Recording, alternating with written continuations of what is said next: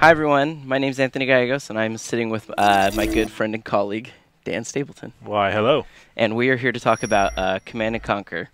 You know, it's simply named Command & Conquer. I wanted to say Command & Conquer Generals 2, but it's not that. Close enough. I mean, that gets the idea across. EA will probably be fussy if we call it that now. But yeah, I mean, that's what it was originally known as. But what you're seeing is we have a still right now of some alpha gameplay footage. I'll let it play for just a few seconds here. You see a base. You know, this is what it looks like running in Frostbite, and we get to kind of see, you know, the basics of what you can expect in Command & Conquer. It's still an old school RTS in the sense, very true to the Command & Conquer in the sense that you're building a base. And yeah, we got to play it a bit. This footage actually looks a little bit better than what we played. Yeah, I mean, now granted, it's been a while since we played. It could be coming along better. Right. Or they could have some specific scenes. It's obviously gonna get better. I mean, it's an alpha. That's what alpha means, is they're still making it better. Right, and it's you know, not surprising that it would necessarily look good if they can get the Frostbite engine really running great, because it does run in Frostbite 2. Yeah, and it is a very good looking game. Even what we played, which, you know, had some jerky animations, but that's the kind of stuff that does get smoothed out. But the Frostbite engine, you know, seems surprisingly to work fairly well for an RTS. Yeah, it's cool too to you kind of get a look at one of the factions here. I mean, it has 3 factions. Yep. You know, it has your European Union faction, then it has a faction that's very much like the People's Liberation Army of China, and then you have called the GLA. Right, and then you have this is like the terrorist faction. Yeah, this is the GLA. Yeah, the GLA. Sorry. And yeah, you know, they use chemical weapons. You can see that truck's holding like a dirty nuclear bomb on it. And it's very interesting to play a game where you actually get to make terrorists. Yeah, there's a button you can push on the UI called Build Terrorist, which is kind of hilarious. Yeah, and on this one, this is where you actually get to see some of the EU, who are obviously much more technologically ahead of, you know, the other factions. But at the same time, they operate a little bit differently. You know, I think that's one of the interesting things about the factions in Command & Conquer Generals is that, or Command & Conquer, sorry, I want to say Generals, but it's because this may be called Command & Conquer, but it is taking place in the Generals universe. Right. Yeah, it's you know, if you know the history of Command & Conquer Generals, it had some very similar factions, but they have done some reworking here. Yeah, and so this EU faction, one of the things that makes them different is a lot like the Protoss and StarCraft, as you pointed out in the article that we put up.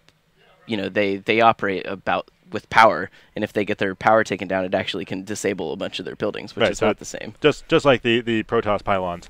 But the difference between this and old school CNC is in old school CNC you would build power generators that would produce a certain amount of power, and you know, you could run out of power. You don't run out of power in this one, so they've taken that management out of it. Right. It's just that if power ever gets taken out, it can disable those buildings entirely. Right. And it's interesting too that the different factions, they harvest things differently too. I mean, there are 2 resources in this game now. There are oil and there's gold.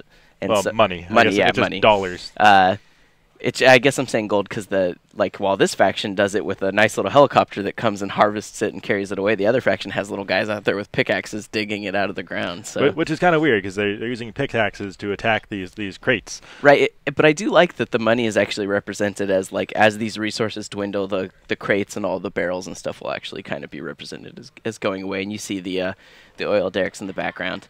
Yeah, the resources in this game are at least in the version we played, were very finite, which you know, forces you to expand very quickly and go out and secure new supply depots like this and new oil derricks to keep your war machine running. Yeah, and I felt like you have to be very aggressive in the expansion, at least in the build that we played. I mean, and there's a base, just like StarCraft, there are bases close by, but then, you know, there are ones that are obviously in the middle of the map that people are going to really have to fight over.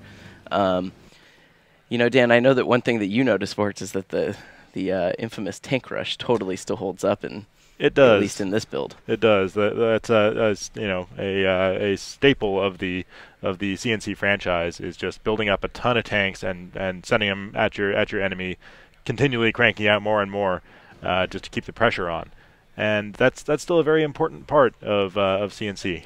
Yeah, and I think one of the things that people are going to notice about this is, yeah, it's a free-to-play game, but obviously that moniker doesn't really mean the same thing as it used to, right? I mean, like, games these days that are free-to-play look just as great as... Well, I mean, it can mean something, or it can and might not mean something.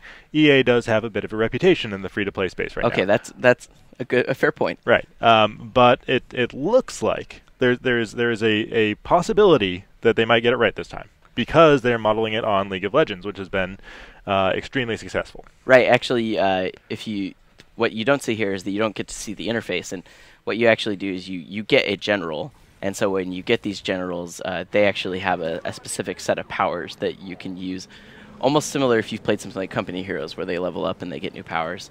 And so, like, the general might be able to call in an airstrike to help assist these tanks, and do little things that can tilt the battle in your favor. And it seems like they want the generals to very much be like tailored to your playstyle. Yeah, and it's very much like in the original CNC generals. The reason they called it generals is because you could pick from a general which gives you a unique set of powers. In this one, they're basically going to be selling that. Right. So they will have, as they described to us, they will have a set of rotating generals that you can play for free, or you can buy them just like in League of Legends. So it's not one will be inherently more powerful than the others. Which arguably will make it balanced, and that is a new thing that's never really been done in an RTS. So whether or not it will actually work out to be balanced remains to be seen. But it has worked in MOBAs, so it could work in RTS. Yeah, one of the things that's interesting when we look at this is we see you see these small groups of units and stuff. But when I was playing in the game, I had a lot of guys at any given time. I mean, like that's one thing that's very true to the Command & Conquer roots is that I had hordes of units coming out at a time. Yeah, I didn't even really see in the UI that we were playing with. I didn't even see a population cap. Yeah. So I'm sure there will be one, but they probably haven't nailed it down yet. It looks like here we've got. This wasn't in the version we were playing with, I don't think. But there's a missile silo. Yeah, I mean, I'm interested to see, especially like if they get the destruction stuff with the frostbite going on, like how it will look when a nuclear blast actually detonates on a map. Yeah. I'm sure it will be somewhat impressive. Yeah, I will hope so. And I think one of the interesting things about CNC is that, like, yeah, this is the Generals universe, but they want to do the Red Alert universe and the other Command & Conquer universes. They want to really bring that home. Well, not only are they talking about Red Alert, they're talking about bringing in Tiberium. They're talking about bringing in even an entirely new one that Victory Games, which is the developer of this, that they have on the drawing board. They haven't told us anything about it yet, other than it's an all new one. And what's potentially exciting is they're talking about the possibility of having Generals factions fighting against Tiberium factions fighting against Red Alert factions. And that's all way in the future. Sure, but it's interesting. Yeah. I mean, it's unprecedented. That is something that has never been done in a Command & Conquer game before. Yeah, and here we actually get to see like our first example of units actually kind of blasting the heck out of each other. But yeah, this is such a small skirmish compared to the things that I was doing. I mean, this is the type of thing that lasted 10 seconds before you were cranking out, another wave of gigantic tanks. Right, and that is, another hallmark of the CNC series is that units die really fast. So if you play it for a couple seconds here, like this is actually longer than a lot of them lasted. Yeah. Well, until that bomb hit. But yeah, you can see here, like these tanks are popping like balloons. They go off pretty quickly, and so if you're not paying attention, you will lose a lot of guys before you even have a chance to react. Yeah, I mean, I am curious to see it in a better state. It was very early in what we played. There was a lot of feedback missing. Like when you had units that were idle or that sort of thing. A lot of the things that I think RTS games have kind of established as standards. Like you said, you couldn't tell what the population cap was, and it didn't necessarily tell you where you could and couldn't use your commander abilities. All stuff that's going to be corrected as it goes on. I definitely think that, it's great that Command & Conquer's back. I'm curious to see what Victory's able to do with it, in the days coming. Well, it's a bold experiment in free to play. I mean, RTS games in general, outside of StarCraft, have kind of fallen on hard times. They are expensive to make, and they are still outside of StarCraft kind of a niche kind of genre. And there are exceptions to that. There's Company of Heroes and there's Total War, but nothing really has anywhere near the audience of StarCraft. So the free-to-play space is very promising to that because they want to get a bunch of people in. Age of Empires failed at it. Company of Heroes failed at it. Right.